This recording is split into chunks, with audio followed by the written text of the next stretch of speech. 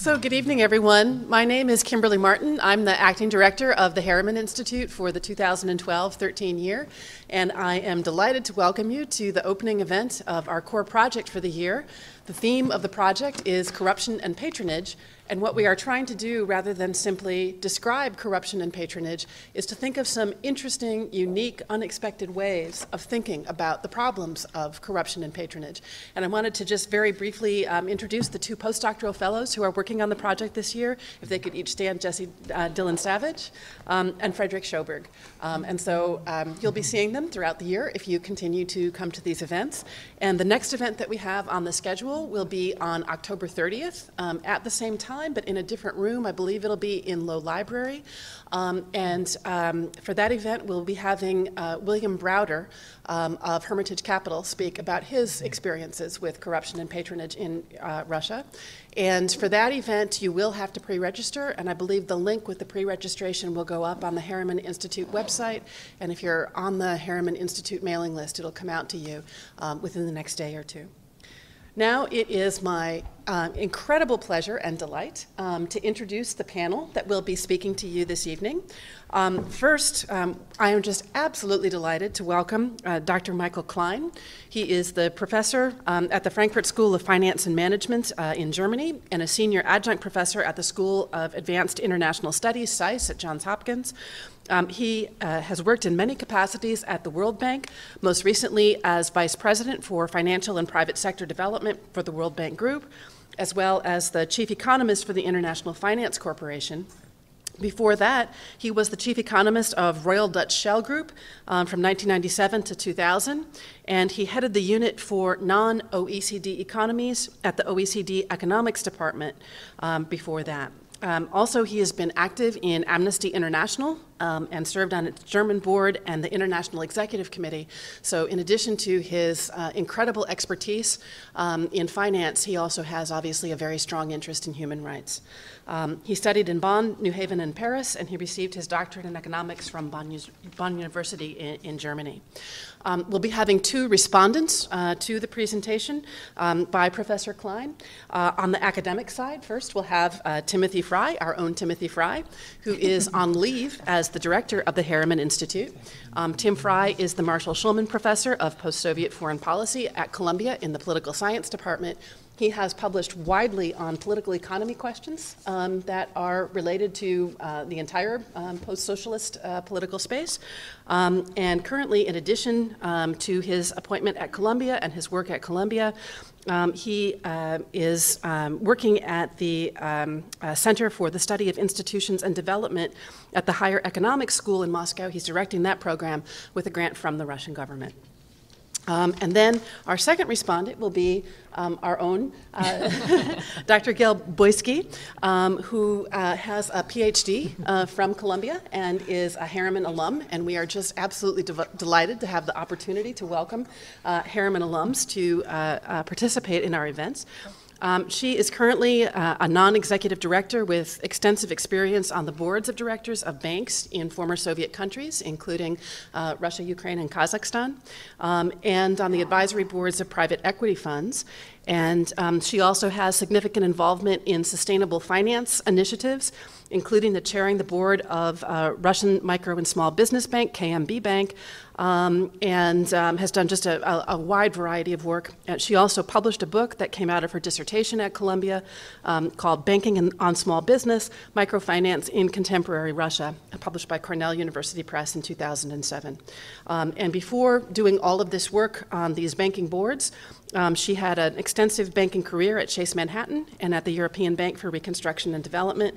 And so we just have a wonderful panel. And so now let me turn it over to Professor Klein.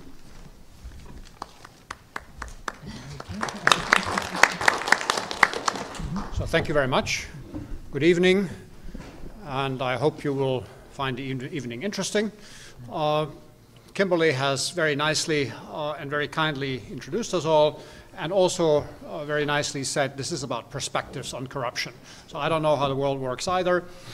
This is just a few perspectives based on the work that I've done as well as the odd academic endeavor.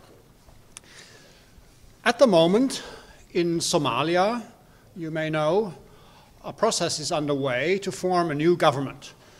A transition government has been formed. It's now supposed to go over into a more permanent government.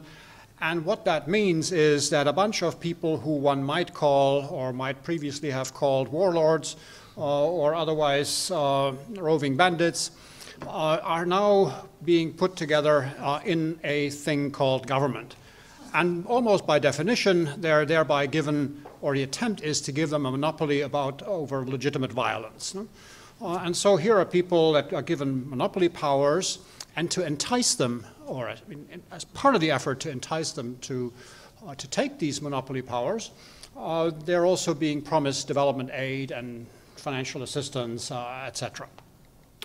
And those who are working with the process have publicly said that they know that if you hold out a bunch of money and give monopoly power over violence in a country that is currently ranked last on the Transparency International Corruption Index is a recipe for having some sort of corruption going on. And so you're almost institutionalizing it in the process. And then the question is, yeah, is this bad or is this acceptable? This process of trying to form a state out of dysfunctional entities that are not very nice and very good for the citizens, is that a bad thing or a good thing? And I don't know either what the right answer in this context is, but it seems to me that basically as you move up the ladder from economic hell, like in Somalia, to something better, hopefully economic heaven, you have to go through a purgatory where things are sometimes black and white, or not black and white, where they are very, very gray, and where lots of dilemmas arise and compromises have to be made, and you have to find a way of having an attitude toward what constitutes an acceptable compromise and what does not. With that in mind, and this goes to the title of this, I'll come up with a few considerations that may be useful. I started my first long-term assignment in the World Bank group on Nigeria in the early or middle 1980s. And I got to read about Mr. Umaru Dikko. Umaru Dikko was Transport Minister and Secretary General of the ruling party under the democratic government of Shehu Shagari that was in the country between 79 and 83. And this was one of the first elected governments after the Biafra War, so everybody was happy that democracy was taking some root in Nigeria. And the World Bank and others also commented that Nigeria, under this and previous rulers, was using its oil wealth, at least in part intelligently, to help construct roads and schools, and thereby helping develop the country in a sensible way, and not just by having white elephants and prestige projects.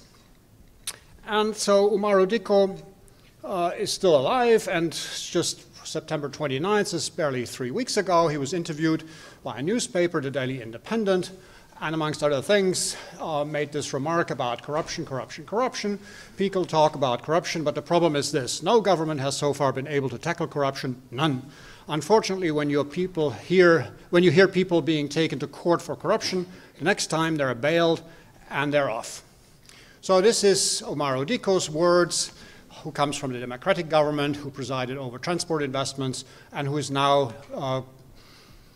called an elder statesman by this newspaper. When I first heard about Umaru Dikko was in the spring of 1984. There was a little article in Le Monde which had a blurb saying that a certain Umaru Dikko, who had fled Nigeria, was celebrating his first £1 billion in his British mansion. And so next thing everybody heard about, or a bunch of people heard, and those who have the internet now can look it up with all its glory, on July 4th in 1984, British customs official, I think at Stansted Airport, found a crate wrongly labeled as diplomatic baggage. So there was some kind of mistake of form in labeling it diplomatic baggage. They opened it and they found Umaru Dikko ready to be shipped to Nigeria because the then government of General Buhari, who had ousted the previous democratic government on the 31st of December 1983, tried to get the money back and get this person who was accused of major corruption as the man at the center of power and get him back to Nigeria. Since when the Nigerians said, Dico Airlines, a great way to fly. So this all goes to say, there are all these confusing stories. You hear one narrative and it sounds good, you hear another one, it's not so good. There's smoke screens and puzzles, and that's essential to any corrupt system. Because on the one hand, everybody in a corrupt system knows so-and-so is corrupt, but nobody has really the real information to put this together in a way that could stand up in court. And that's part of the essence of the problem. So how can we understand these systems better and say something halfway intelligent about how they might change and where they might go and what one might do? So since 1995, since the early 90s, and with a particular set of things happening in 95, more and more data have been collected by people about corruption. Now, corruption is not readily observable, so collecting data is a difficult thing. So the most visible and best known stuff, which came out for the first time in 1995, is Transparency International's Index of Corruption Perceptions. In the same year, a staffer at the IMF, Mr. Mauro, wrote a famous paper, or a well-known paper, about how in cross-country regressions, in cross-country statistical analysis, it seemed that more corruption went together with a worse economic outcome. So corruption didn't seem to be so good for economic growth. At least that was the prime interpretation of the work. And at the World Bank, Mr. James D. Wolfensohn became president and made corruption a word that should be used in public debate. It's not that nobody had been aware of corruption beforehand. People used to be aware of it, talked about it. I'll give you some examples later on. But slightly more polite words like rent-seeking were used. Not only more polite, but sometimes more intelligent, because sometimes it's hard to distinguish between what is waste and what is corruption, what is stealing and what is waste. And rent-seeking is sort of a mix of both more easily. Anyway, be that as it may, from then on, there has been a constant effort to improve the data sets. And new kind of data try to drill down more and more. And at the World Bank, for example, we put together a whole series of data which now cover more than 125 countries in the world on a roughly 3-year cycle of enterprise surveys where one asks firms how they experience life, including what they think about what kind of payments have to be made when the tax officer comes, or when the customs guys come, or when you want an operating license, etc. And so the hope was, by drilling down, by getting more and more to people who may have an actual experience with corruption, you might get better data sets, etc. And now we have a little bit of time to evaluate whether that is really so, and it's not terribly clear how much progress we're really making. Just one example. We constructed an index from these firm-level surveys for 107 developing countries that ranked them on the depth of corruption coming from these firm-level surveys, and compared that with the Corruption Perception Index of Transparency International. So there are 107 countries, and I'll just mention the examples of Russia and China. So on the CPI, the Corruption Perception Index, China came in, I think this was 2010, at number 35 out of 107. So not bad. And Russia came in at number 93 out of 107. Pretty bad. When using this other index, China came in at 69 and Russia at 72, virtually undistinguishable. So the people who should know are saying there's not much difference, and the people who are slightly more removed from the corruption business say there's a huge difference. So we don't really know necessarily what is the truth. Other cases have come out since then which cast doubt as to whether the people who are creating perception indices, the people, the so-called experts or observers who are being asked, how much they really know. So one of the best known cases where you can say something about that is Peru, when under the Fujimori regime, Mr. Montesino's corruption ring was blown up. The scandal that erupted led to a material shift in the perception index of Transparency International. So that says if people had really known, there shouldn't have been a shift in the index. But apparently they didn't. This is not surprising, and this is not to say that these perception indices don't make any sense and can't be used for something, but we just have to be aware of how much reality and how much meaning there is in each one of them. And so then what have we learned? What can we say we've learned from all these data, including data of individual scandals where there were investigations, judicial processes, press reports about actual amounts being stolen? First observation is, when you compare the amounts stolen through corruption to the sales volumes to which they apply, if you like, it's just a few percentage points on average. It's not a lot. So normally economists would say 3, 4, 5 percentage points of indirect tax in an economy is actually a quite efficient way of raising revenue. So why should raising 3 to 5 percentage points or so of corrupt money or money in corrupt ways, raising that in corrupt ways, why should that be so bad? This is a puzzle. So the amount itself cannot explain why corruption is so bad. There must be something else going on. The way in which this money is raised is the big issue, not the amount per se. I'm not trying to justify the amounts. I'm just saying the amounts per se don't explain it. The second thing is, it seems plausible that countries that are relatively rich in this world are ostensibly not so corrupt. That's what comes out of perception indices. That seems to make sense from what one knows and perceives, etc. And at the same time, it has become clear ever since that article of Mr. Mauro in 1995 that there is actually no significant correlation between corruption and growth rates. So the level of income is associated with less corruption, higher income, less corruption, but the growth rates that our countries are able to achieve on the way to higher riches don't seem to be correlated in any systematic way across countries with the level of corruption, as measured by the data with all the problems that we have. And so the question is, so this after 2 decades of work on data, to my mind is a snapshot of what we have learned from that exercise. And so then people are now calling, so maybe there is something about the types of corruptions, the nature of particular corrupt enterprises that really should be at the center of any investigation. And before going into the detail there, a first observation. The big thing when thinking about corruption is the rule systems that exist in a country. It's not the breaking of the rules, the corruption itself that is the prime, should be the prime focus, I think, of analysis. This is not to say corruption is not important, but when thinking about it, think about the rules. To make the point, just a few examples. When I worked on Nigeria, one day I sat on the plane, and next to me there was this person, a male, in the mid-30s, and we got to talk, and the guy said, I'm working for a construction company of an important country, and I'm one of a handful of people who in Nigeria make sure that for the construction projects which this company has all over the states of Nigeria, all the right payments are made to everybody.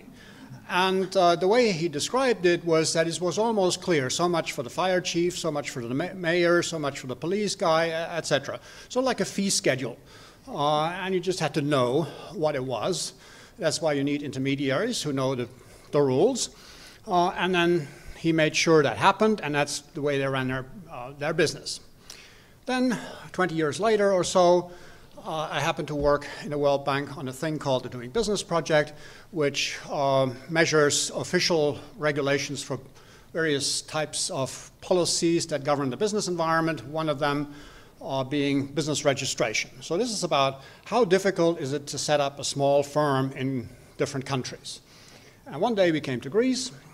This was before the crisis, and some parts of the Greek government said we have to do something about this, and most countries find it attractive to make it easier for small and medium enterprises to come into the market, politically popular, everything.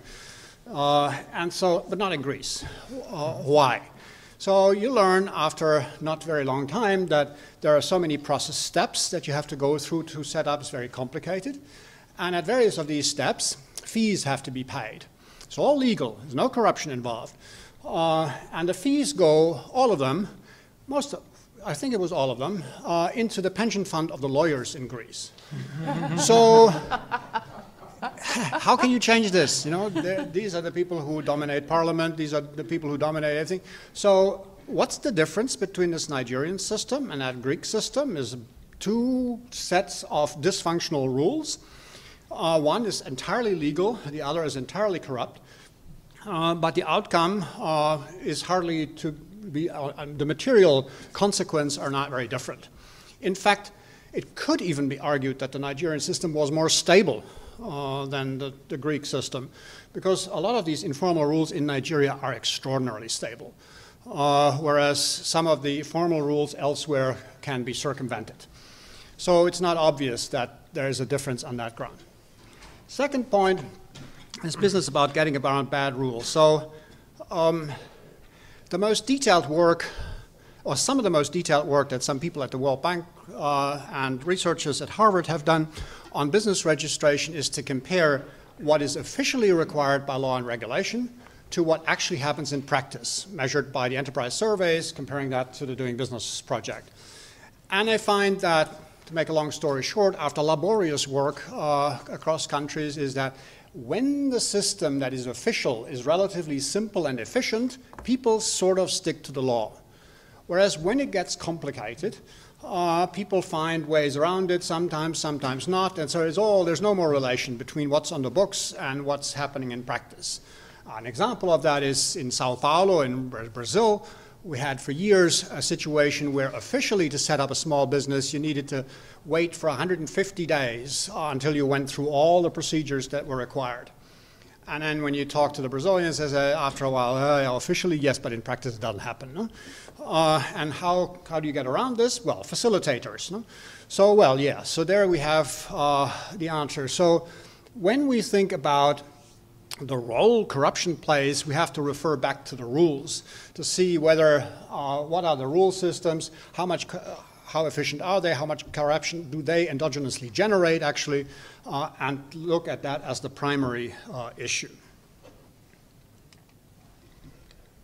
And then when we want to go further and look a little bit at,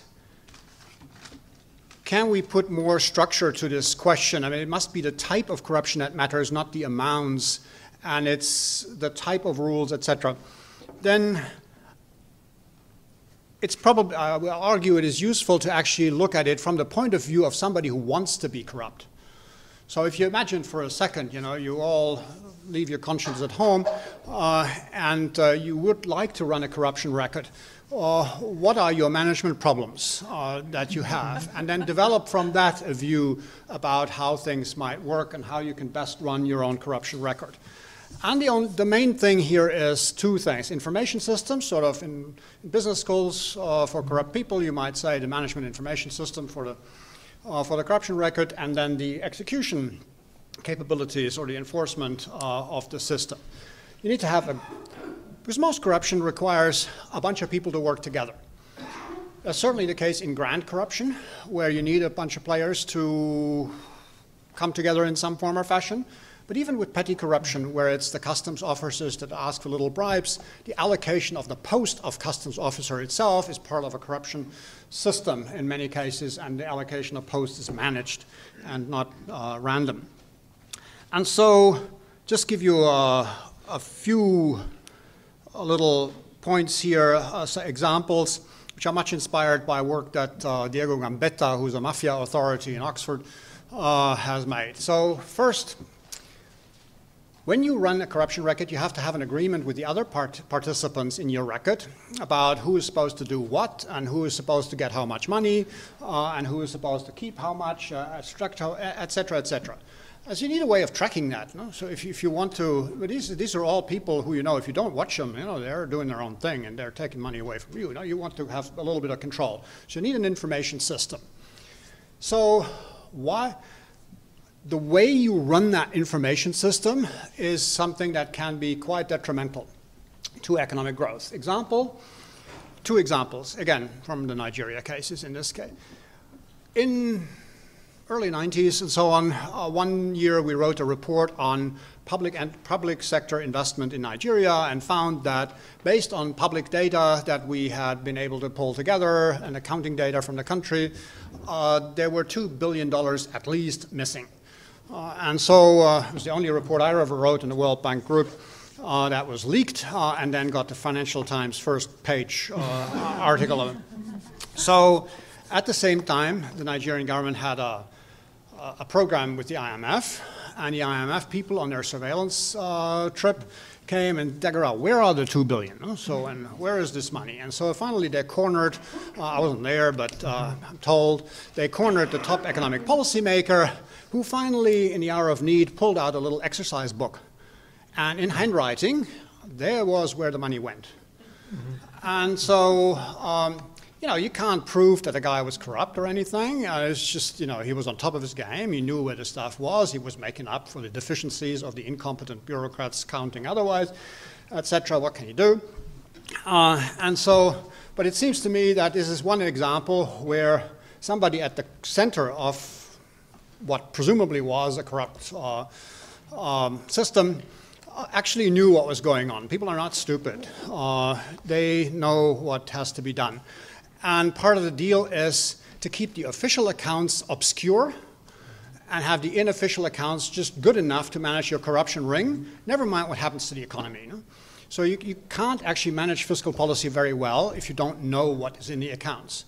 Or another example that goes in the same vein, the National Nigerian Petroleum Corporation, which then and now was the largest enterprise in the country, multi-billion dollars, etc., never had serious accounts, or if they had accounts, they were several years old, and once upon a time there was an investigation and then a fire broke out, not like in normal companies in the kitchen, but in the accounting department. And so, and with all of this, again, it was not that people were incompetent. The head of the company was quite a competent person.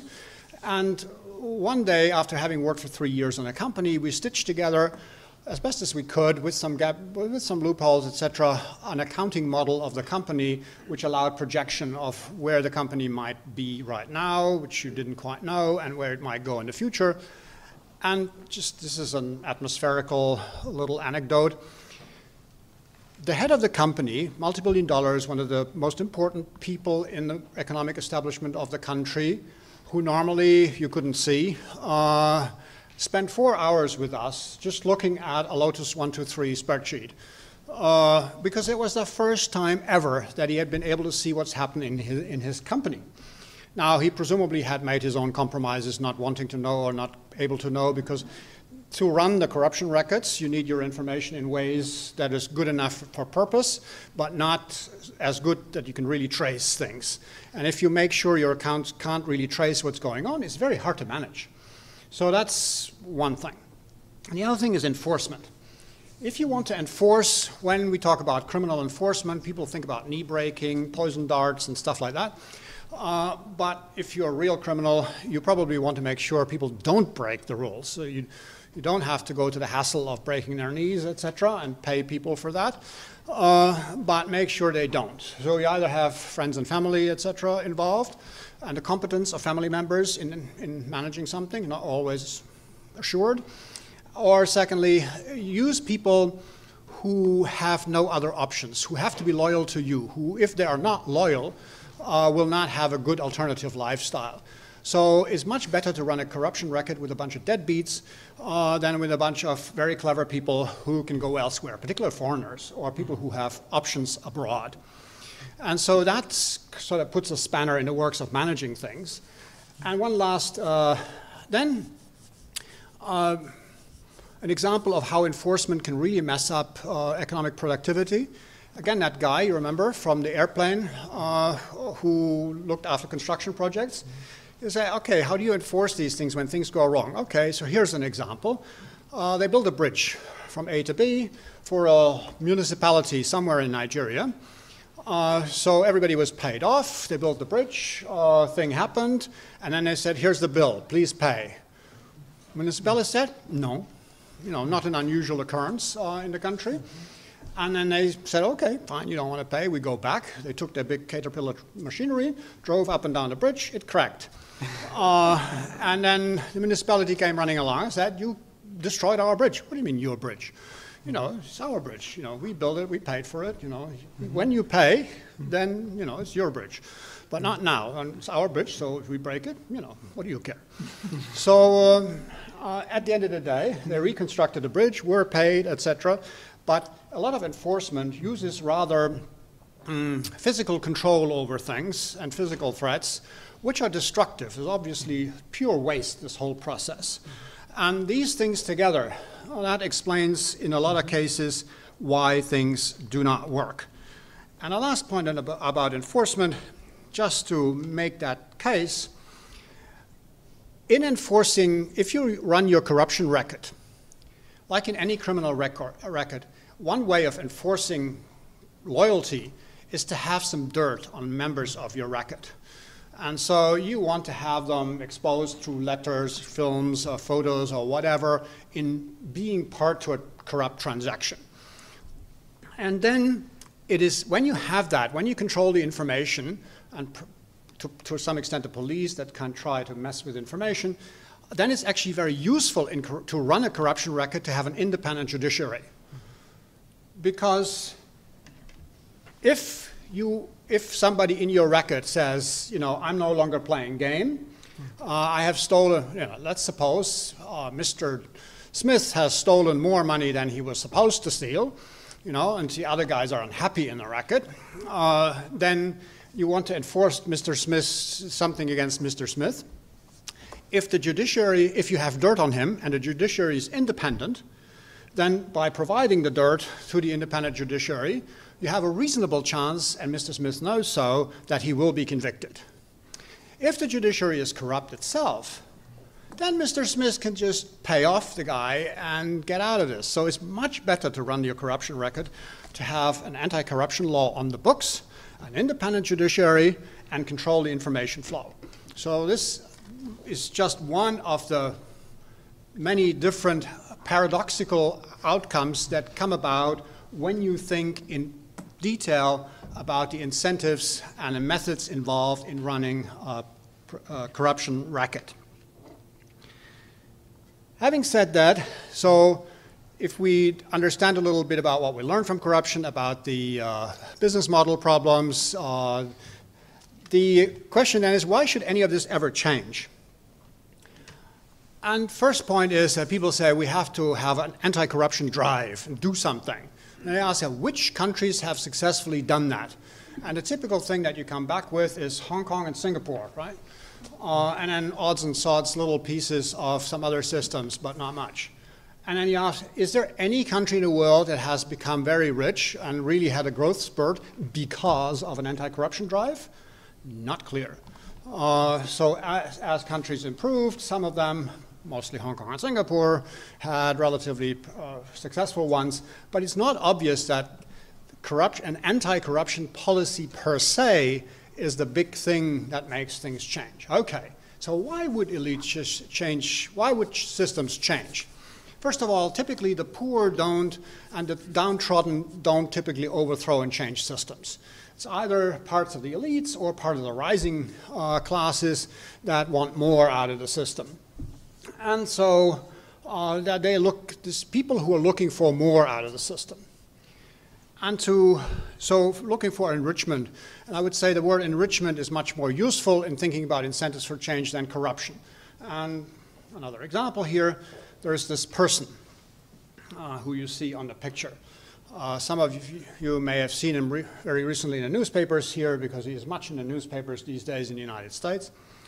But this goes back to an event Mr. Wolfensohn, then president of the World Bank, arranged with Mr. Putin and his top economic people in early 2000, in the early part of 2000.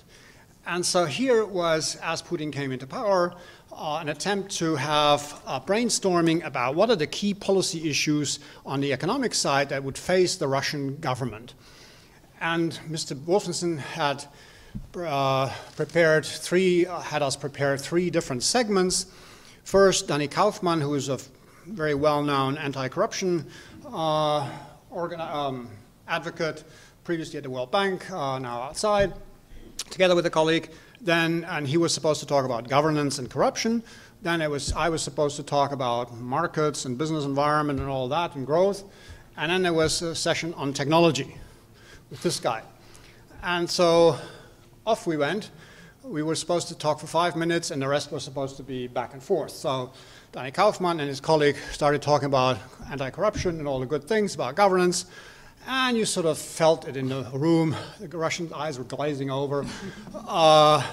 There was Andrei Illarionov, then economic advisor to Putin, who said, what about China? You know, how does this thing work there? Why are they growing so fast?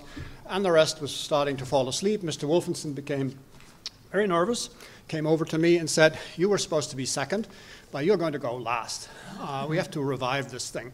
We'll do the technology thing next. Okay, so then this person came out. Who is this? Anybody know? He's in the newspaper every day these days, but usually not with a picture. So this is Masayoshi Son. His company, SoftBank, is currently taking over Sprint. For reasons unknown to mankind. But anyway, so the Masayoshi Son is SoftBank is an IT kind of company. They used to own and maybe still own Yahoo, etc. Anyway, this was 2000, so height of the dot-com area. And so Masayoshi Son comes in, segment number 2, stands up in front of the assembled economic elite of then Russia and says, who is the richest person in the world? And the audience, Bill Gates, which at the time he was. No? And I said, who is the second richest person in the world? And the audience, we don't know. I said, me. And at the time, he was. He was worth more than $70 billion at that moment. Later on, he became the biggest loser of billions in history. He lost $70 billion, still had a few left, still does. Anyway, so the energy in the room visibly changed. How did you do this? You know? And how can we imitate this stuff? You know? So Mr. Wolfensohn was very right. You know, he saw what would grab attention of people. Mr. Putin stayed for 4 hours altogether in that day. Then there was a lunch. Putin left, but the other guys were left. So all these top economic guys, the only conversation about in the lunch table was, how can we make another billion? So, and so, long story short, you know, there is something to that incentives to how you make that. And Mr. Masayoshi's Son question is actually very clever. If you ask yourself, if you really have only or mostly your own enrichment in mind, ask yourself, who are the richest people in the world? It's mostly people who have been entrepreneurs, had big firms, etc., etc. Very few dictators. A few of them make it into the billionaires, but not very high up, etc. And then most of the corrupt people in the world suffer from the same syndrome that you have in Freakonomics with drug dealers. You know, there's this article about why drug dealers live with their mother. Basically because they don't have enough money to buy their own apartment. So it's not a very good business altogether. So this is the corruption, to the extent it saps economic growth and development, is actually not very good. So if you really want to become rich, think about how to make the country grow and still keep your share of it. And that brings me to the last slide. What kind of systems of enrichment can we think about? And what can we usefully say about the issues that arise and what might happen? And one attempt here is to distinguish 4 or 5 different systems. The first one at the bottom left, the roving bandits, is sort of the Somalia story. You know, a bunch of looting warlords are bleeding the country dry, and nobody has an incentive to invest and do much, because as soon as they have a little bit of riches, they will be robbed. This is not a recipe for success, and the warlords can get a little money. Some of them are lucky and have diamonds and so on, but very few of them can have a happy, relaxed holiday on the French Riviera with their girlfriend, etc. So, the incentives, if you could get Somalia and other places to turn around by becoming a state, just the pure enrichment incentives are there for some to take that bet and to make the move. Then there's a second one, which I mentioned here, called spigots, there's a Mr. Vederman, who wrote an article with similar type of terminology in 1997 called rent scrapping. This is sort of the Nigeria story, where you have a source of rents, oil money in this case, and the main attempt of the corrupt people is to keep that flowing and then steal as much as possible without regard to the rest of the economic development. And then you ask yourself, how do you move up from that? Is there, for example, a rent extracting or rent scrapping or spigot country that made the transition? And arguably Indonesia did that to a large degree. First, very heavily dependent on oil resources, then moving out. Why? What was one of the key mechanisms? In line with what I mentioned first, it was creating firms that can create value. And it was the Suharto family and cronies, etc., that made that happen. You may be upset as much as possible, as I was, about human rights violations associated with that, about the unfairness of the system, etc. But Indonesia, relative to other countries like Nigeria, did really well, also for most people. So again, a dilemma.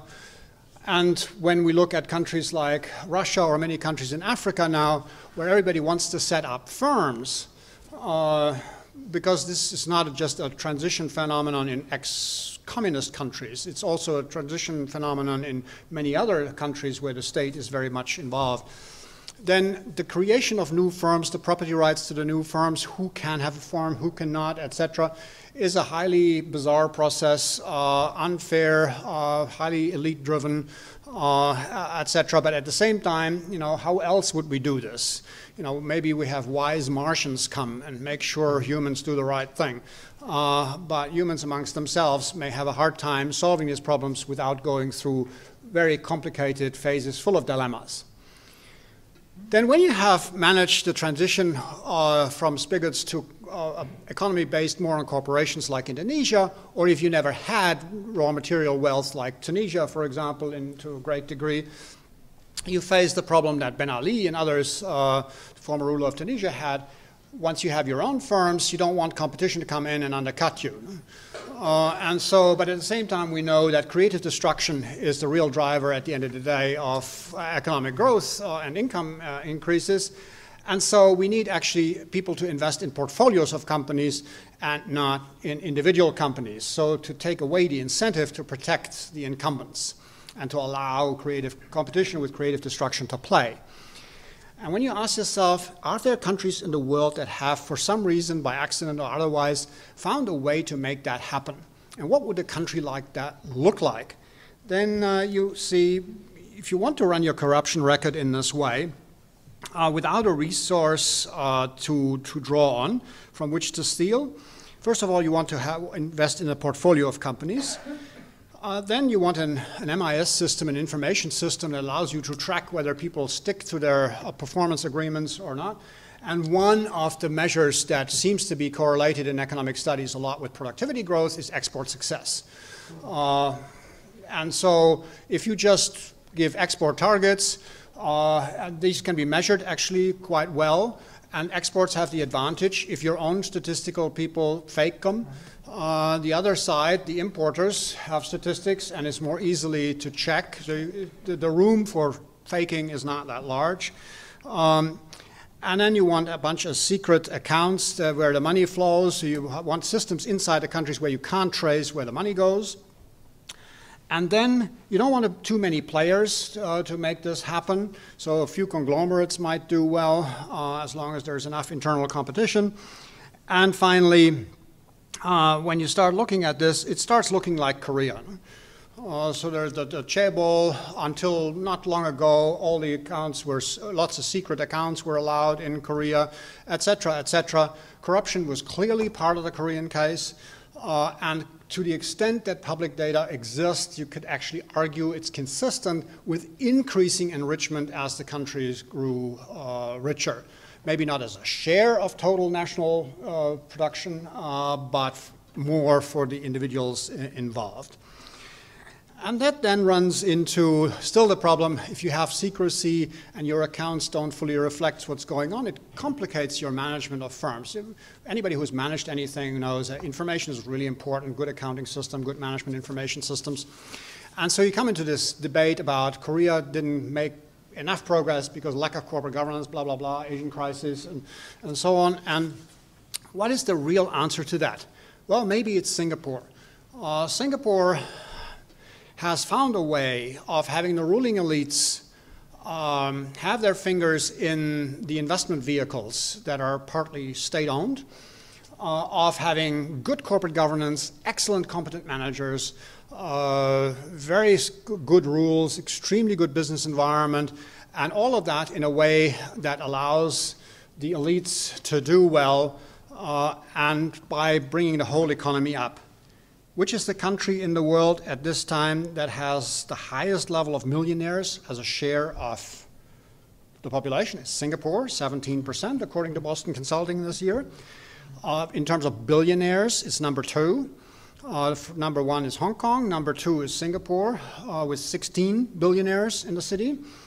And at the same time, it has one of the most unequal income distributions in the world that it also shares with Hong Kong. A little worse than the US and a little better than Brazil at the moment. And so this then all leaves the final question, what will happen to China? So the Chinese, as they sit there and try and deal with their economy, may have the option of finding a way that allows enough internal competition with the big country and market that they have and the many players that they have and a lot of private entrepreneurs that are actually not part of the Communist Party, etc., to have creative destruction play. If you can then combine that with a way for the party to extract enough money through ownership of holding corporations, financial sector organizations, etc., they may be able to pull off that trick that Singapore did. You know, just saying maybe, maybe, maybe. And this is a different story about the future of China than what you may have read in Darren Acemoglu and Mr. Robinson's book about why nations fail, where they say China on its current course will run into a brick wall. Depending on how one thinks about these things, maybe not. And then the financial crisis, this is my last remark, is actually providing economists' legitimation, for whatever that's worth, to the ownership of, by state or a state involvement in the ownership of financial institutions. After all, it seems that most financial institutions at the end of the day, when things go wrong, are owned by the state anyway. Because the taxpayer is there to provide a helping hand at the end of the day. So the advantages of pure private ownership are not as clear in the financial sector as elsewhere. Thank you very much.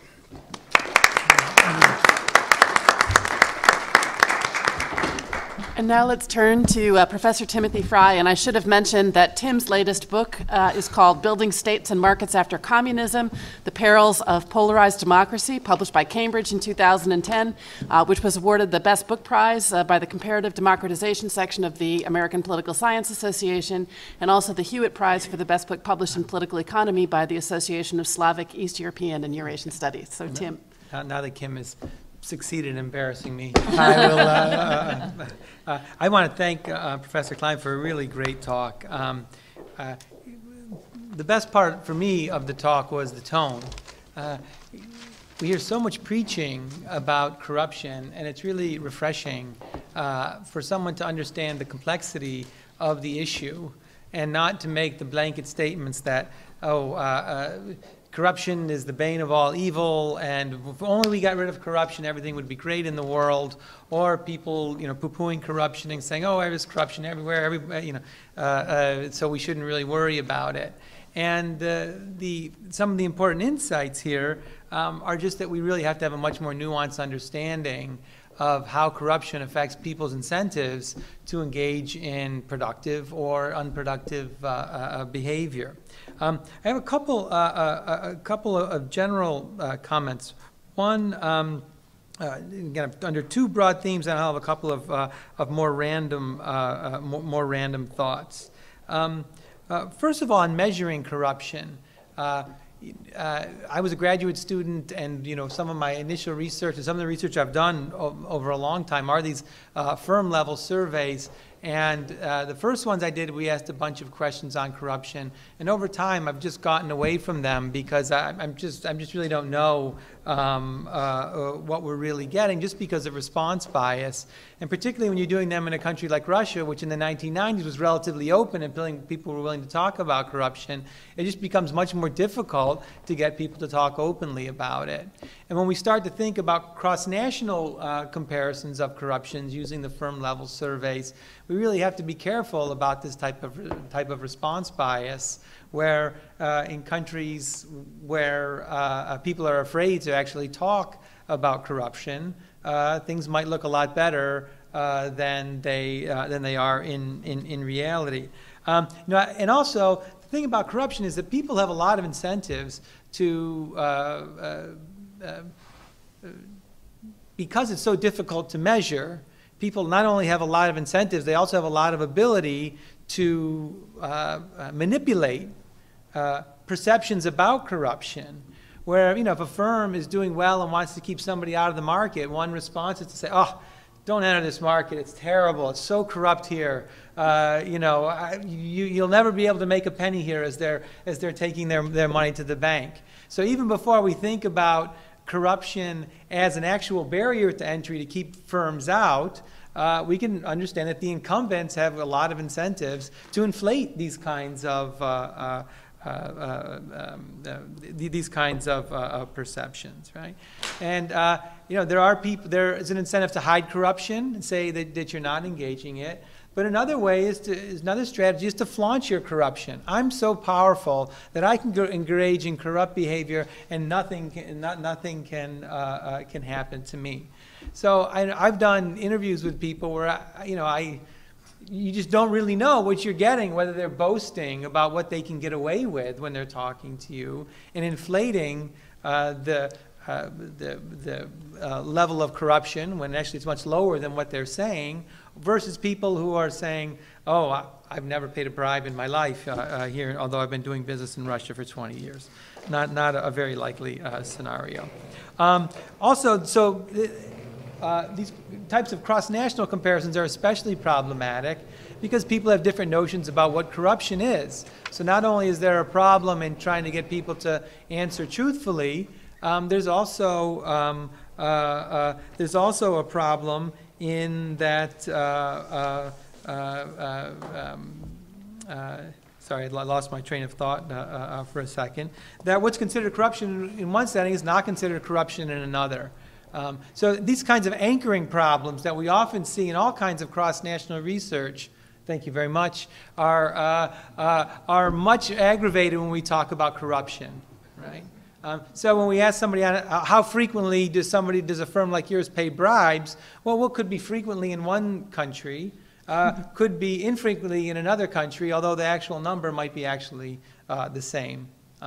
So also, we're not always sure whether we're capturing trends or whether we're capturing levels. People could say, oh, corruption is really bad because we're starting from a very low base and I had to pay a bribe. So it's really bad here. Or it could be that you're actually capturing the actual level of corruption, which could be very low. You say, oh, I only paid a bribe last month. So not really so bad. There's been a lot of progress, though, I think, in terms of trying to think more sophisticatedly about corruption. There's some studies, Ben Olkin and some of his colleagues have came up with a very ingenious way of measuring corruption, what they say objectively, although it's very difficult to generalize about this, is they studied road building in Indonesia, and they were able to drill core samples of the roads and then match those up with the reported expenses that the companies used to build the roads, and they could show the degree to which companies were underreporting or overreporting their actual expenses when they were actually diluting the quality of the products they were putting in the road. One of the things that has become very popular now are these list experiments, where we did one recently in Moscow where we were interested in petty corruption and bribery among the police. And to get around the problem of people not wanting to admit that they engage in corruption, what we did is we asked 1,600 Muscovites, we split the sample randomly into two. So the two groups are alike in every way. They're old people, and same number of old people, same number of young people. So just randomly assign people into two groups. So one group gets 3 questions that are completely non-sensitive, right? Have you watched a movie about the police in the last year? Have you ever asked a policeman for corruption, directions, and some other? Does someone in your does any of your close friends work in the police, or some other question that people would be really, be happy to answer? And we say, don't tell us which of these questions you answer yes to. Just tell us how many of them, right? So we get a raw number. So average, say, on average, say 1.5% of the people say that they engaged in at least in the number of these activities, right? So the other group, we give exactly the same 3 questions, but then we add a 4th question where we say, have you ever paid a bribe to a police officer in the last 12 months? Again, don't tell us which of these 4 your interest, which of these 4 that you actually said yes to. Just tell us the number, right? So the idea is to try to give the respondent some plausible deniability, to engage in activities that are sensitive, or to report socially undesirable activities. First, this method was actually initially used in studies of race relations in the U.S., where there was 3 very questions. Do these 3 things make you mad? And then, so it was companies polluting the environment, athletes making a lot of money, and then the U.S.'s poor showing at the Olympics or something like that. And then the other group, they had the same 3 questions, and it was if an African-American family moved in next door. So how many of these things would make you angry? And then all you need to do is look at the differences in the mean responses between these 2 groups to find out what the actual level is, or at least reported level, of people engaging in these sensitive topics are. So what we found in Moscow was that of the people who had contact with the police, so it's not everybody, 20% reported that they had paid a bribe. And this is, I think, much closer to the truth than the surveys that just ask people directly, where you say, have you ever paid a bribe to the police officers, which in Russia the average response is around 4 or 5%. So this might be a somewhat a better way. On effects of corruption, I agree that it's very easy to overestimate the economic impacts of corruption. They're probably a lot smaller than the negative impacts of lobbying or state capture, particularly comparing lobbying power to forms of petty corruption. There's some nice papers that demonstrate this.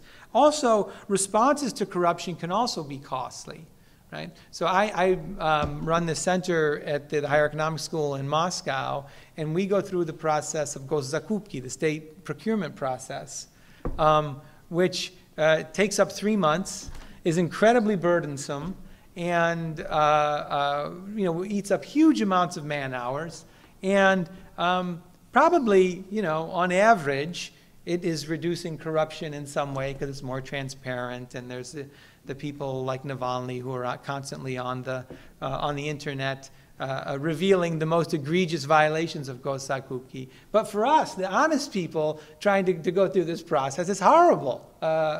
So the worst thing is trying to be an honest person in a situation where the government has put in place all these mechanisms that make it hard to engage in corruption. A couple other points. It may be true that there are no billionaire autocrats, right? But there's also probably no poor or middle-class autocrats either. So they, they tend to do pretty well. When we open up the bank accounts of these guys, even the ones who say that they are, very populist and for the working class, they typically have their Swiss bank accounts as well. Also, Gambetta's work is great. And one question we want to ask, right, is if mafias were more efficient than states, then we would see states outcompeting mafias, and mafias would be running the world rather than states, right? So one of the points that he makes is that mafias work very hard to make sure that they're providing private goods, and they work very hard to say, if you don't pay, then you're not going to get protection. Whereas states, ideally, are offering more public goods which allow people to engage in, hopefully, activities that are more efficiency enhancing. On Singapore and Hong Kong, it is striking how frequently people refer to those as the success cases, because it's really hard to point to successful cases. On a national level, there probably are more cases where we could look at smaller levels where incremental changes have been made in corruption. But we also need to be careful not to make too much of generalizing from Hong Kong and Singapore, which are really specific cases. Singapore's governance problems are very different from most other countries, just given its role in the global economy and its geography and its relation to other fast-growing economies in the region. A couple other points is that this diversification away from the status quo of corruption is really difficult because corruption benefits the incumbents. That's the problem, that this is really a political problem rather than purely one of thinking about the rules as if the rules were exogenously put in place and we can just change the rules and everybody's behavior will change. But those rules are put in place because they're benefiting specific people, and often the incumbents who are benefiting from the status quo will often be the ones most pushing or most talking about what a great thing the market is, when they're precisely the ones that are benefiting from all the imperfections in the market and not Luigi Zingales had a great line the other day where he said, there's lots of pro-business lobbying in Washington, but there's almost zero pro-market lobbying in Washington, which is a nice line. And again, on the importance of information, that's exactly, I think, a great point. And one of the reasons why Montesinos, this Peruvian national security advisor who was paying off television stations on the orders of millions of dollars to run pro-Fujimori stories. If you ever get the chance to go on the internet, just type in Montesinos tapes and look at the videos and I show these in my class, and the jaws just drop when you see the guy open the suitcase and pull out the stack of money to put on the table, and then reach back in and pull out another one, reach back in, pull out another one. This goes on for a little while. So they really do have a great effect. So one of the reasons for writing these contracts was for these enforcement purposes, and if I go down, you're going to go down too because you signed this. The other problem was just keeping track of all the obligations that people had incurred on both sides of this corruption deal, because he was bribing, hundreds, probably thousands of people. We don't have the precise estimate because a lot of the evidence, unfortunately, is gone. But just the management problem of trying to understand corruption is really important. It was really nice that Professor Klein put an emphasis on that. So that I'll give my academic point of view about some thoughts and thinking about corruption. I'll turn it over to Gail. So, thanks.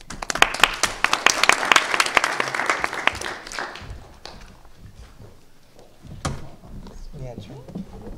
I fell off the stage once. Too far, so. Somebody warned me. Well, it's a pleasure to be here. Thank you to Kim for inviting me to participate. I think that Dr. Klein's work is really a breath of fresh air in our efforts to understand corruption and deal with it effectively. And his work really sort of resonates with my experience. I do a lot of work in developing economies, particularly in banking in the former countries of the former Soviet Union. And one of the things I repeatedly observe is how ill-equipped so many of us are to understand corruption, let alone to sort of try to deal with it in an effective way. Just recently, I had a conversation with a young banker in Kazakhstan. We were talking about corruption. And this guy's like in his 20s. Can you hear me okay? And he told me that without anyone ever actually having told him, he basically knows what it would cost to get anything done in Kazakhstan. And when I asked him more about it, he said it's just sort of information that's kind of in the air, which I can only equate with the fact that I kind of know what's going on with Brad Pitt and Angelina Jolie. No one's ever actually told me, but the information is kind of in the air. And, I was thinking about that, and if you contrast that with the experience, that we have as New Yorkers, where every Christmas, judging from the articles about it in the New York Times, no one knows how much to tip their superintendent of their building. It really, that information is like not in the air as far as I'm aware. It just sort of really underscores for me what a really big challenge this is. And I had two comments I wanted to make, one very specifically about Dr. Klein's the paper that he wrote and his comments tonight, and then one that I consider sort of a parallel comment. I was very interested in the idea, the sort of progression of how you can get enrichment with growth by developing into corporations and then sort of portfolios. But one of the things that really struck me that someone might be interested in doing research on actually is, because I do a lot of work on boards of directors and working with corporate governance, the whole issue of how you would establish effective, or at least quasi-effective corporate governance in these organizations. Because one of the curious aspects of the corporate governance model, which is that the shareholders appoint the board of directors, and the board of directors are responsible to the shareholder for making sure that value is maximized in the company. And I can tell you from my own experience, if there's one shareholder and that person's an oligarch, what really are you supposed to do? So it's sort of interesting if you think about if you're appointed by an elite in some corrupt country, an elite in some country where there's a high level of corruption, or if you're appointed by a state agency in some country where there's a high level of corruption. First of all, do they really want you to do your job? But secondly, how do you really do your job? Because the point is to get as much money back to them as you can, but maybe they're able to get more money back, not because you've helped the company become more transparent, but because they can help get it in other ways. So I think it's a very complicated question that we can't resolve tonight. But I think that if I were asked by the World Bank to sort of help work on a project like this, I think it would be very interesting and very important to try to think that through very carefully. And another sort of wrinkle to that is that you can really only do it with local people. You can't parachute in, people like me, you can't parachute in foreigners because we will never really understand how that system works. And if people don't want it to work, including the fact that, in my imagination of how a corrupt business works, particularly a state-owned business, it's not just the so-called owner who's getting money out of that business. It's everybody surrounding it. It's all of the, the workers up and down the chain who are getting money out of the business. So, you go into one of these big companies as a foreign board member, and you're just going to be completely clueless because they're going to, eat you for lunch. However, what I think is sort of interesting is that, and I'm not trying to say that I don't think this would work, because obviously it has, but I think it's something interesting to look at. What I also find interesting, though, is that, there are a lot of state-owned companies and elite-owned companies in countries that have, very bad corruption ratings. Yet you also see a great deal of foreign interest in investing in these companies. And I'll get back to this point, but I think there's a pretty interesting disconnect between what we say is important to us. We say corruption's not having, transparency and non-corruption is important to us. We say that good corporate governance is important to us. But if you look at how big investment banks invest and where your mutual fund and pension is going, it's sort of telling a different story. The sort of parallel observation I wanted to make has to do with my experience with related party lending. And the reason I think it's sort of parallel is if you think of corruption as sort of a coping mechanism in a dysfunctional economy as a society, I've come to think of related party lending also as a coping mechanism. So related party lending is just, it's loans made to people who work in a bank. So if I were, say, whether, it's important when it's loans to senior management, the owner, the president. So if, for example, I owned 75% of a bank, and the bank made loans to companies that I also owned, those would be related party loans.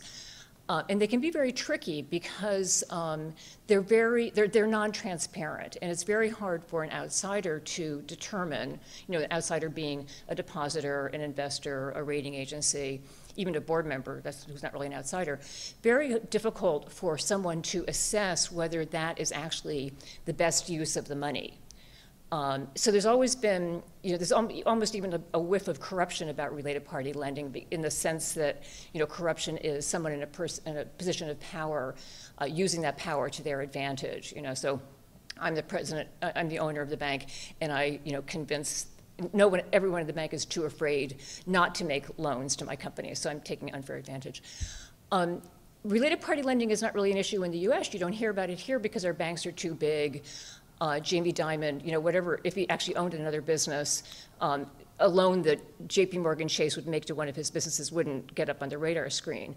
But it's a very big issue in emerging economies because banks there tend to be not that old, founded by one person, a group of people. They often have other businesses, and those businesses need money. So when you go to a lot of developing economies and work with banks, it's a very big issue. And it's something that foreign bankers, from the US and Western Europe are very uncomfortable with. And therefore we try to limit it, numerically. But what I've, and I can't really actually say this to bankers, but I'll say it to you. What I've actually come to pretty much believe over the years is that related party lending in the developing economies in which I've worked actually makes a lot of sense because imagine you're a banker, you're working in a country with a weak legal system, with very weak, unreliable information about credit history, unreliable financial information. I mean, who are you going to lend to? Your best loans are going to be loans you make to the people that you know, maybe to your own business, maybe to your partner's business. I mean, those are the loans that actually make sense. And so I think that the conversation that foreign bankers, this is sort of I'm trying to tie this into corruption.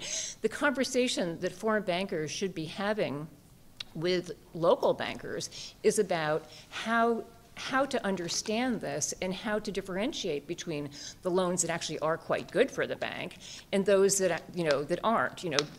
Insider loans that are to good companies for which you get a good profit and you have good collateral, and the ones that are going to bring the bank down. We don't have that conversation. We put limits on it, and then what happens is that the one or two banks that actually observe the limits, they're disadvantaged because they can't grow as quickly as their competitors. And the other thing that happens is that the bankers, because the rules don't make sense to them, come up with ways to conceal their related party loans. So what we actually end up doing is we're sort of inadvertently kind of fostering non-transparency and kind of potentially corruption. And I think that what underlies what I was trying to say about corporate governance and this issue with related party lending, and there's other examples I could bring, but I'll just stick with those for right now, is that I fear that we as foreign investors are creating this kind of superstructure, Potemkin village kind of situation where we pretend that we're investing in companies that operate and think like companies on the New York Stock Exchange. But the actual reality in Russia or Ukraine or Somalia or wherever is really very different. We can pretend, we can think, or we can pretend that what we're doing is legitimate. But the people in the countries where we're doing this, they know that they don't have good corporate governance, and they know that there's corruption, and they know that there's related party lending. So to them, I think there's a risk that the foreign investors look either stupid or naive on the one hand, or they look like hypocrites. And I think for the experienced local investors, for the experienced people in these local markets, bankers who've gotten their MBAs from Harvard, who understand how the system is supposed to work, I fear that they look at us and they think that we're a bunch of hypocrites. And the thing that sort of really gets on my nerves is that, again, in the countries of the former Soviet Union, I feel sometimes as if our behavior is kind of reminiscent of, kind of late Communist Party, where we're saying one thing and we're doing another.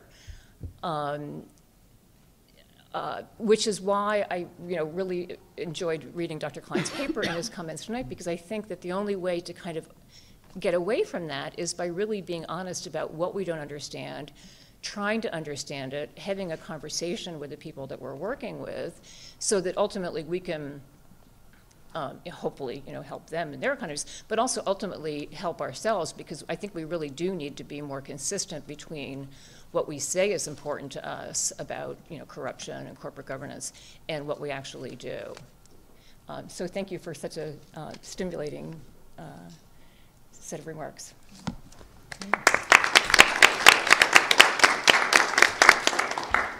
Michael, do you want to respond before we open it up to Q&A? No, go ahead. Okay. So if you have questions or comments, please feel free to line up behind the microphone. And when you make your question or comment, please identify yourself by name and your institution. Okay, Kim, thank you. My name is Cynthia Roberts. I teach at Hunter College City University and also occasionally here at Columbia. Thank you all for your insightful comments. The question I have actually touches on a piece of all of your remarks. And it seems a kind of contradiction or a paradox. On the one hand, we would expect that international standards, more information, would help reduce corruption or at least change the rules. And we would see that, contrary to what Gail said, perhaps in joint ventures, right? Foreign companies investing in Russia or elsewhere have higher rule-based standards, even if there is some hypocrisy. And we would expect a set of different outcomes, and the literature shows that. Similarly, when German companies, and I did some interviews in Germany, asked this question, invest in Russia, they take the long-term view, but they expect the Russians to operate on German standards, not vice versa. Whether this is hypocrisy or not, it's an interesting question. So my question is on the international domestic linkages, one would expect the outside rules, if they're more rule-governed, to prevail, but each of you seem to suggest in different ways that isn't always so, and that it's the stability, if I hear you correctly, it's the stability of the rules on the one hand that sets the equilibrium, as opposed to maybe changing rules. So there's high levels of investment, we heard, in many corrupt countries.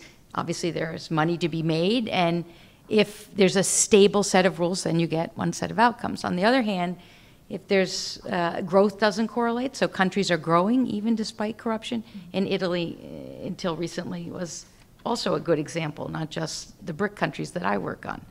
So what is there to be, my question is really, is there a better set of international domestic linkages that we can learn from this, or is it really more about stable rules and information as opposed to raising standards and reducing corruption? Because if you can grow fast and still be very corrupt, that's not a huge incentive for leaders of corrupt countries to change. And I'll end with this specific Russia comment, reflective of our interest.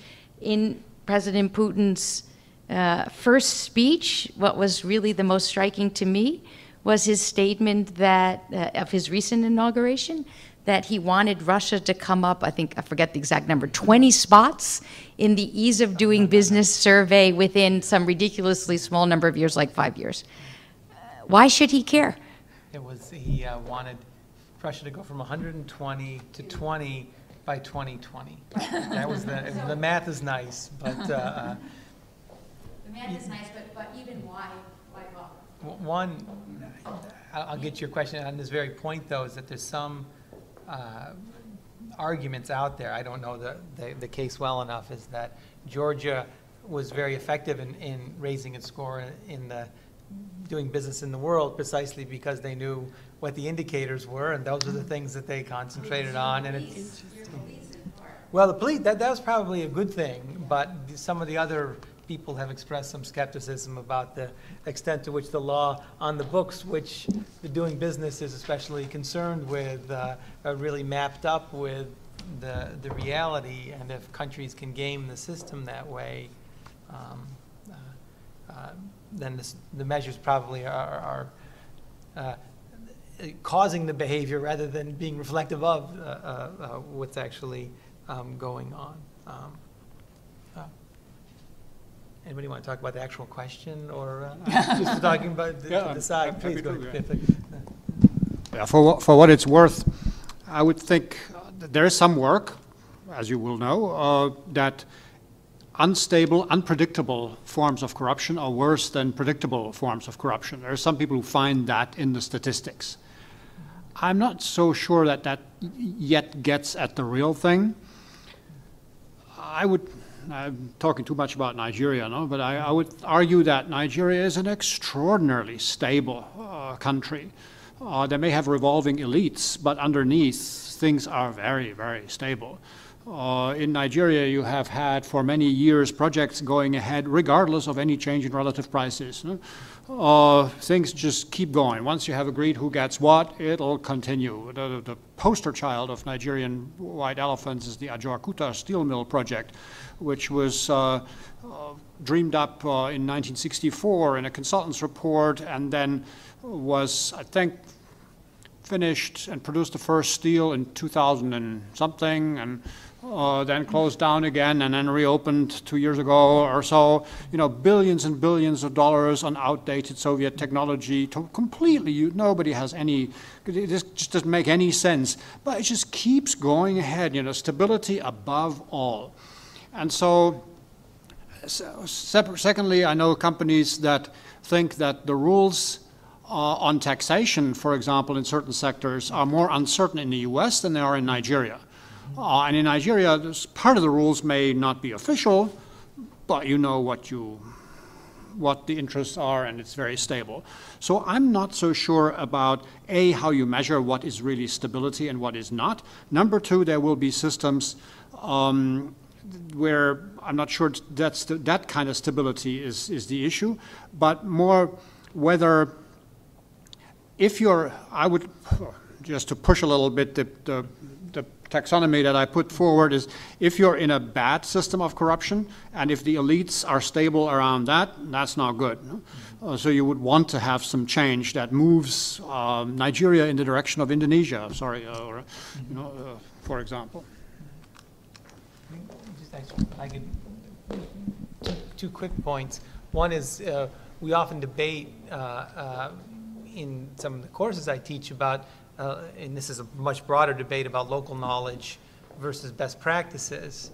And you know, you can talk about the EU accession in Eastern Europe, which people I think has generally been a good thing as being an off-the-shelf, here are the rules, abide by them, you know, more or less it's worked. We can also think of lots of cases where taking rules off the shelf, plopping them down in a very different place, and producing very bad outcomes. We can also have lots of informal rules and local knowledge that help get around, you know, market imperfections and various kinds of obstacles. And we can also point to lots of informal rules and local knowledge. It's really just done to buttress the local elites and to keep the market small, but to keep their share of it relatively big. So we really need to come down a level of abstraction and really look at, you know, who's involved, what are the stakes, you know, what are the costs of getting information about what's going on. And then we can start to say something about how we change the situation. But that's really hard. That's really hard to do. And for all the reasons Gail was pointing out, it's even harder for people who, you know, are kind of outside the system to do. So our greatest hope is elites who want to enrich themselves improve the system. yeah, right. Hi, I'm Janet Johnson. I teach at Brooklyn College. And to Tim, I say, I have paid a bribe to the Russian police. And it was not because I wanted to, but I had to. Yes, that's right. And I think most people, anyway. Yeah. I think we have to sometimes. Yeah. Anyway, I'm not a political economist. I'm a comparativist.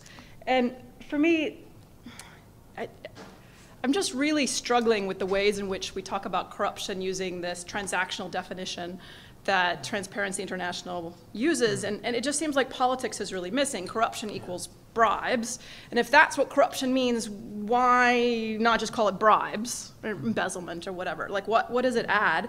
And then, you know, the focus is mostly about inefficiency. Like, that's the frame of our conversation today, and that's just not the way that I see corruption. You know, and even in Dr. Klein's comments, it's this question about, you know, one of the things that you said was that the system of rules is what matters, right? If it's pretty simple, then people kind of follow the rules. So isn't it really the rules that we should be talking about? And then I'll end with, I've been writing on Iceland, you know, which is another, you know, small case that doesn't really matter very much. It can't be generalized. But Iceland in 2004, 5, and 6, I think, maybe I'm off in the years, was #1 on Transparency International's Corruption Perception Index. And I would argue that, in fact, Iceland was incredibly corrupt, in which there was a small group of elites that had taken over the political system and engaged in insider privatization, and in essence captured the state. And those things, insider privatization and state capture, I think are corruption, and I think are actually more problematic corruption, at least politically.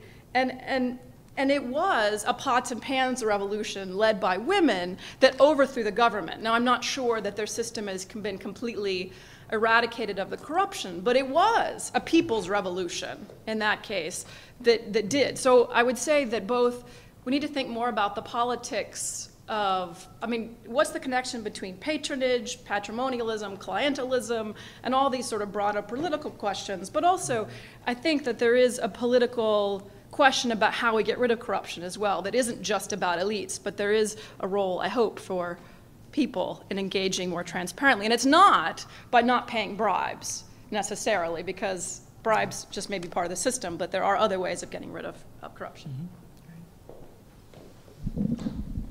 I would have thought there are always 3 dimensions to look at. I mean, I don't know all the answers either, but 3 dimensions to look at.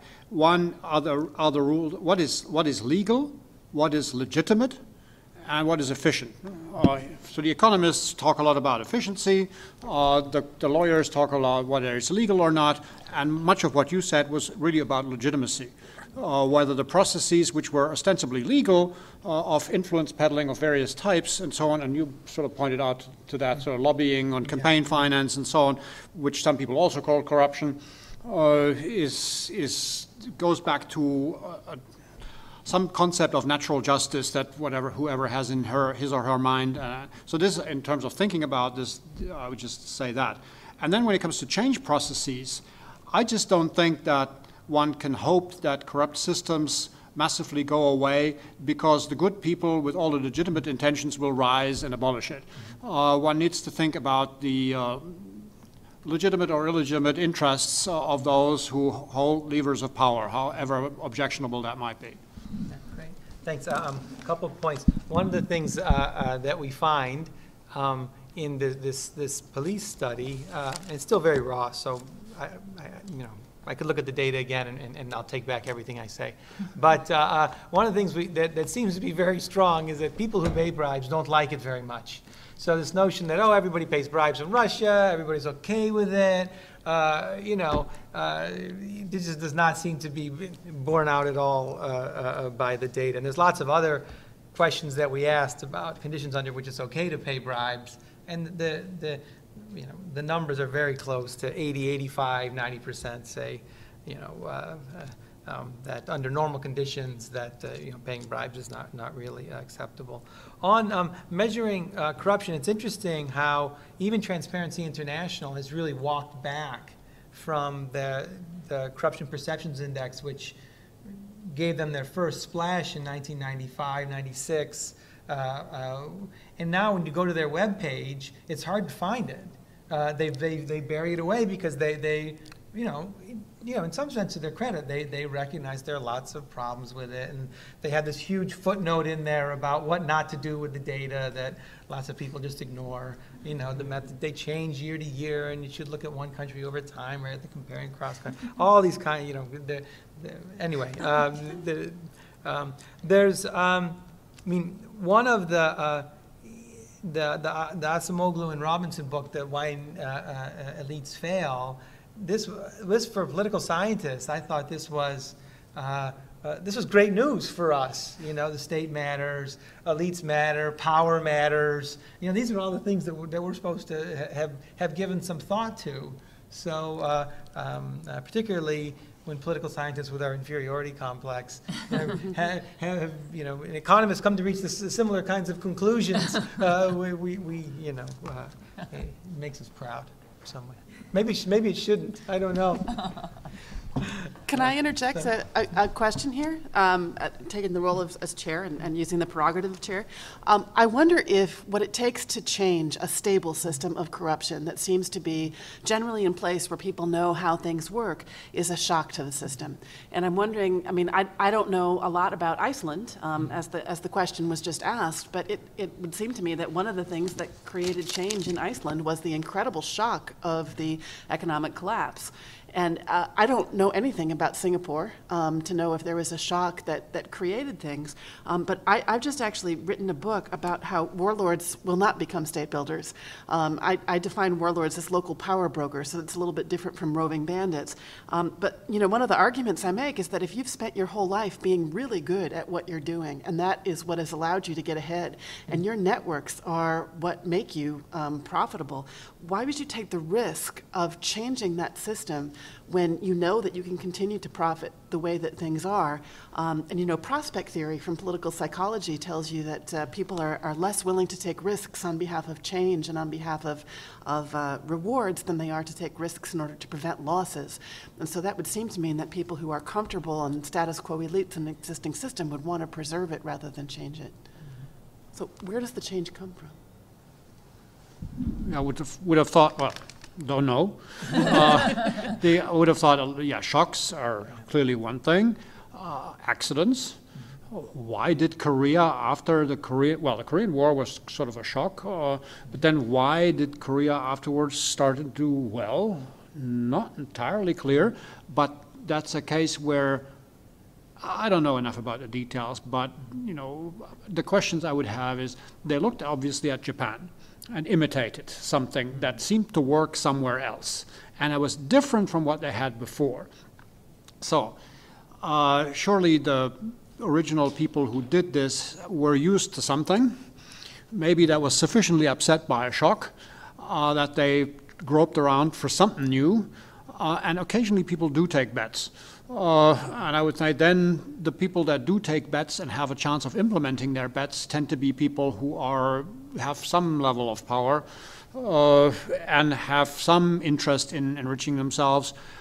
And then finally there are the revolutions. And the revolutions, to the extent, I mean, you probably know better, but from what I read, most revolutions are the process, some rising class makes the revolution, not the downtrodden. They may be used in the process, may make some revolts, etc., but the French Revolution, the Chinese Revolution, etc., these are rising classes that made that happen. And so there's always this, there has to be some level of power, some interest in making more of it, a little shock, a lot of accidents. And then the real historians, I would say there is no theory, everything is special. Yeah, I think, you know, we think about economic shocks, even if we look at Russia, in the shocks in oil prices.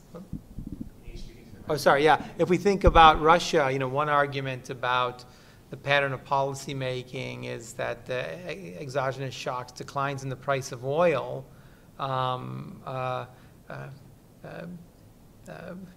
the early Putin years, when a lot of the policies were things I think most economists would agree were good things: tax reform, labor code reform, customs reform, even bank reform for a while. And then oil prices shot up, and people understood that this wasn't temporary. So it took a little while to kick in, so that by 2004, 2005, who needs bank reform? Who needs you know, these other kinds of reforms? So the shocks can, they have distributional consequences. They make some groups weaker and stronger, and the hope is that the shock makes the groups that are benefiting from the bad status quo weaker in some ways, and forces them to share the wealth a little bit more broadly. Threats as well. Sometimes external threats can force leaders to think a little bit more long-term. Threats of exit, too, people leaving can also be, they say the Berlin Wall came down for the same reason it went up, to keep East Germans in East Germany, right? That's interesting. So this is just some, you would know better than I. No, I wouldn't. I would just, one thing to my mind, this is I wonder what role the following plays. This is an episode in history when countries grow faster than ever before on average.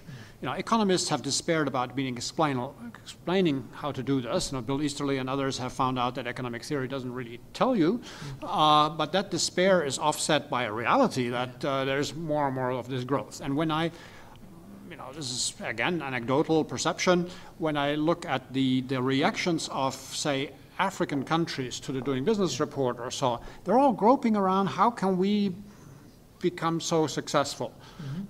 And so the realization at this point in history that you can actually get so much richer than you were must play some role in shaping the willingness to take bets of otherwise, old elites. I'm Bob Harris. I'm a non-academic.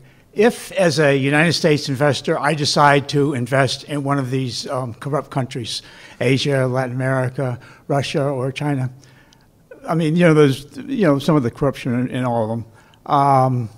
Will it be as easy for me to avoid the United States laws against corruption as it will be for me to tap into the corrupt scenarios of these countries? Do any of us know?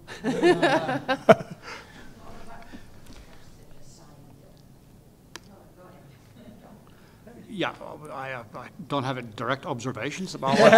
What? I don't have direct observations about what happens.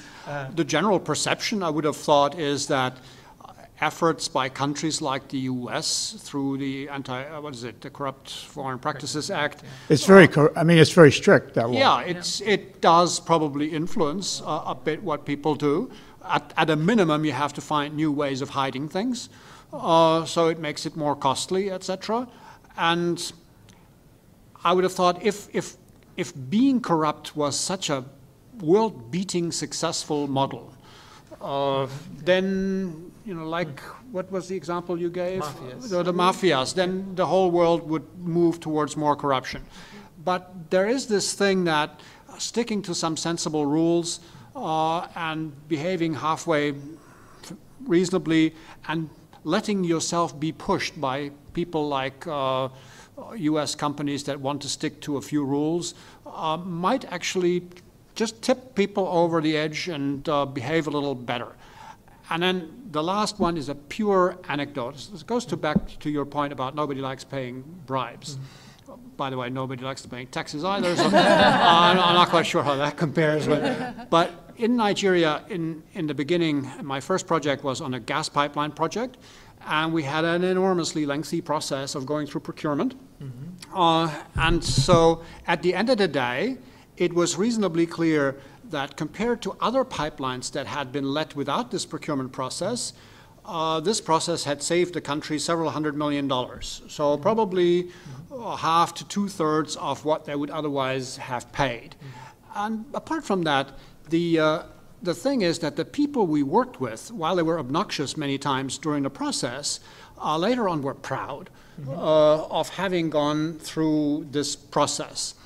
So these individual inclinations, as long as the world has, it goes to your Iceland and other points, as long as there are people around who have some sense of legitimacy or what we call a conscience and so on around, and then the right shock comes and the right incentives and the right Anti-Corrupt Practices Act or whatever, it can help create the instances where things tip into a better way. And if that then proves to work better and these countries advance, then sort of this mechanism of Darwinian selection plays out. So mutation has happened and then it grows.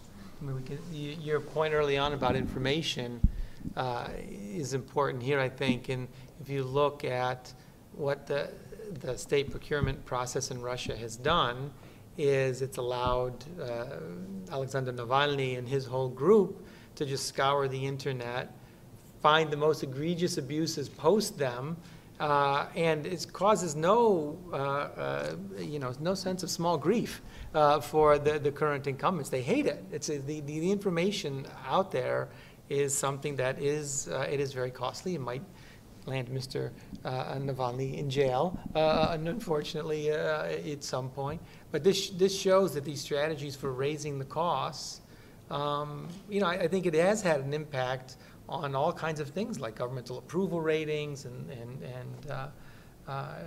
it's not surprising that the government is not making life easy for him, precisely because this is a successful kind of strategy. I'm Natasha Yudensova with a visiting scholar with the Harriman Institute, and also I'm involved in a number of energy projects as a practitioner. I have to confess, never been interested in corruption. As a Russian, very skeptical, saw it always as an inevitable part of the society. But I enjoyed your panel very much, though. And I have a question about Russia, your assessment, what is going on.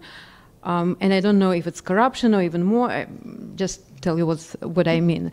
I think we're witnessing right now a restructuring by the government, very open restructuring of the precious asset of the nation, the land.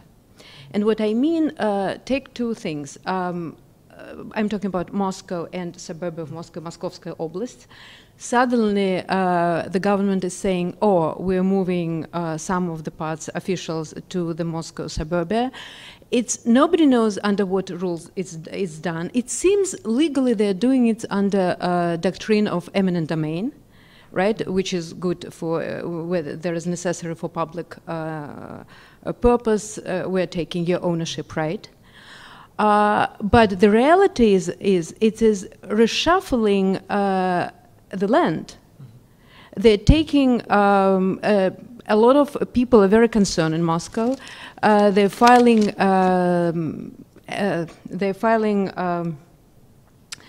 class action suits. But guess who is winning? Of course, government. So people are taking legally. People are taking their property away. And now the second project everybody is talking about right now is the development of the Far East, which is necessary for Russia. It is really important. The question is, though, how it is going to be developed and under what format. And what they're saying that, again, it will be a state corporation, or they created right now Ministry of Eastern Development, which will be taking from the federal rules. It will not be obliged to any rules. It will be like some special regulations. And 40% of the Russian land, with all its natural resources, will be somehow divided between semi-federal, semi-private corporations. Are we talking about corruptions? Are we talking about robbery? Are we talking about what?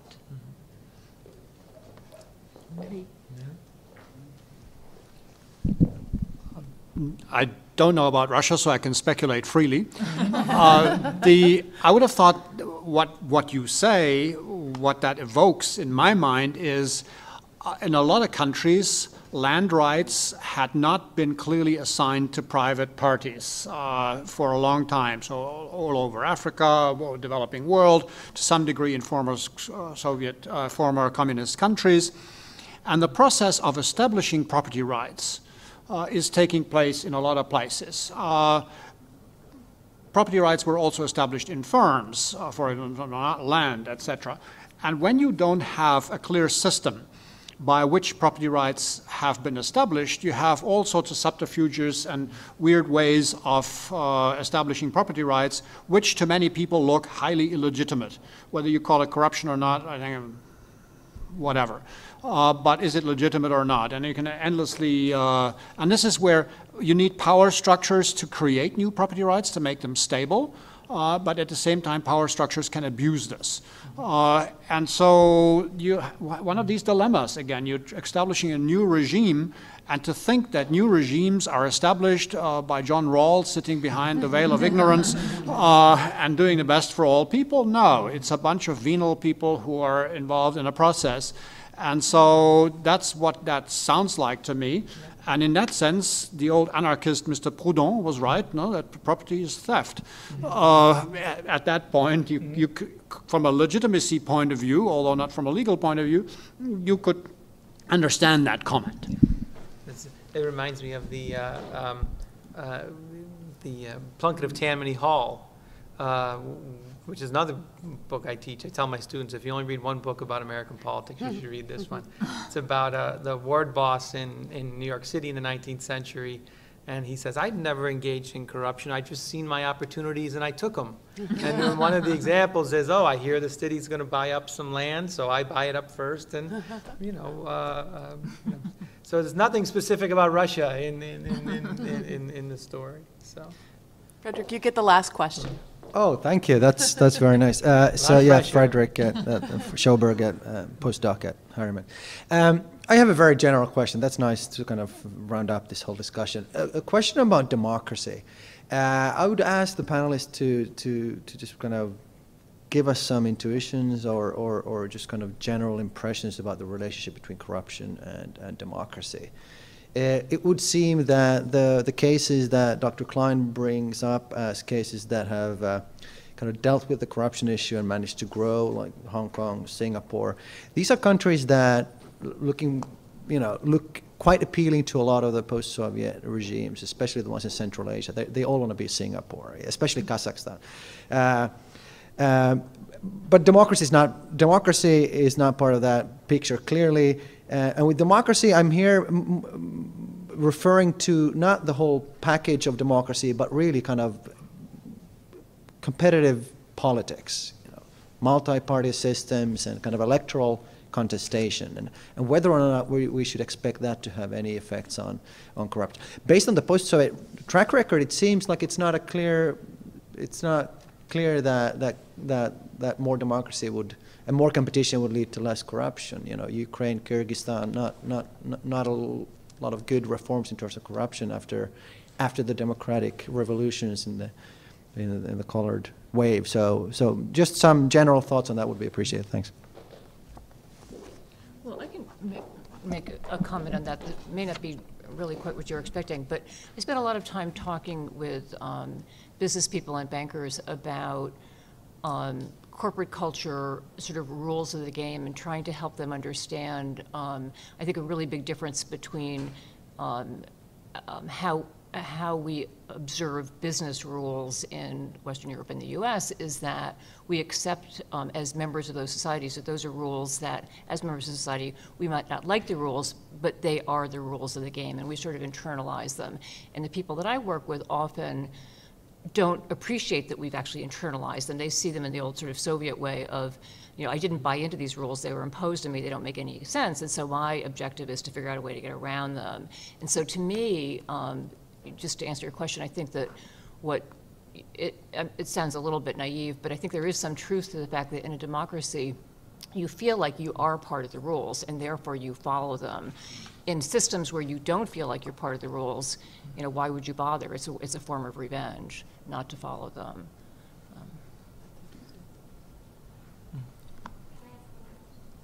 Sure. Okay. Hi, I'm Elise Giuliano, and I teach here politics. I haven't spent a lot of time thinking about corruption, but this is a really interesting discussion. And I like that, Mr. Klein, you keep emphasizing the stability of the system, but the discussion today has pointed to many possible factors that could lead to change, from norms or a sense of outrage or morality to, of course, other elites that want to get in on the action, to a shock to the system. So I was just reading this article in the New York Times the other day about Italy, which would seem to fall into the category of a very stable, corrupt system, but it was about the EU and Italy. So I just wanted to ask if you, have observed how some states have responded to the or how corruption has evolved in response to making off with EU funds. It was about these different localities or cities in Italy that have used EU funds to not build large highways over long periods of time. So I thought it was a story of, I actually wondered why, why is this making the news, or why is this, is it because the impetus for the investigation is coming from the EU, or is it because the egregiousness, the degree of venality of the local officials and the local builders and the construction? So what's at play at making, sometimes investigations move forward in systems that are known to be very corrupt? And I was just wondering if that would be sort of similar to the way you talked about American corporations coming in as an outsider and bringing in maybe expectations, norms, or just a degree of oversight that could lead to a change toward a decrease of corruption. May I also say something about the previous question? Yeah. Just on the previous question, at the moment, there are two big models that I would think are out there about democracy and efficiency, or is that maybe one way of framing it? Is it that a lot of the successful states have been authoritarian, not all of them. Many have been democratic. Then there are a bunch of democratic states in Latin America, India maybe, where you could argue that maybe the future holds sort of populist clientelism in store, where democracy gives the right to relatively poor people to block progress. So the elites, the rising middle classes aren't strong enough, and so on. I'm not arguing against democracy here or so, but that may be the outcome in these cases. So this is the debate, Fukuyama versus Acemoglu, no? And we'll see how it turns out. At the end of the day, again in a Darwinian view of the world, will countries that somehow make it to both riches and democracy do better than the ones that make it only to riches without that? That goes back to the fundamental thing. What helps the forces of creative destruction? And it seems to me that from a purely economic efficiency point of view, democracy could be a good thing, because it allows new entry, it has a mechanism for exit, and in the process, a way of making that legitimate. Which is Gale's point in many ways. So in some sense, democracy is the political equivalent of competition in the market. Not a new point, but it's an economic efficiency point. And so you might think that at the end of the day, Fukuyama will be right. No, at the end of history, we'll have both capitalism and democracy, notwithstanding the financial crisis. But as far as Italy is concerned, I really don't know. But I would just have thought that anybody who goes to Italy, going on vacation to Sardinia or going to Sicily, etc. Oh my God, what has been done with all this EU money? And that the EU may have some influence, but Sicily could look so much nicer than it does now, or Sardinia for that matter, when you look at these ruins that have been built with EU money. So I'm not sure that how much the EU has really achieved. And when you, that's just purely a question mark, it's not that I have a view on this, or when you hear now the stories about the 'ndrangheta and mafias moving to the north in Italy, that goes exactly counter to the idea that the EU has held the thing in check. So. On this point, Federico Varese, who was a Gambetta student and a former postdoc here, has this really nice book called Mobs on the Move, I think, and it looks at different attempts of mafias to transplant themselves. So the southern Italy mob going to the north, Russian mafia trying to transplant itself in Italy and in Hungary, and also Italian mafia transplanting itself in the U.S., but also failing to do so in Latin America. And a lot of, he breaks it down to these really transactions where local knowledge is really key, and he has these great telephone conversations that he was able to get from the Judge Falcone's investigation of these mobsters, where he looks at the networks of the mafias, and they're very interesting because the networks are basically, there's two nodes that talk to each other, and then there's everybody else that talks to one of those two nodes, right? So they keep the information really, really tight, and then eventually one of these guys kills the other, and the whole thing breaks apart. So it shows like we sometimes have this image of these kind of mafia or these kind of network relations as if, you know, they're really powerful and you know, it should be easy to transplant. But, you know, it's often hard because they rely on trust, they rely on information, and it's very hard to get you know, real, accurate information about who's cheating and who's not. So it's hard for the EU to figure out precisely who's, you know, stolen what, where, when, and what they could actually show. But it's also hard for the mafias to you know, expand their reach for a lot of the same reasons. Great. Well, please join me in thanking the panel. I think this was a really fascinating discussion. And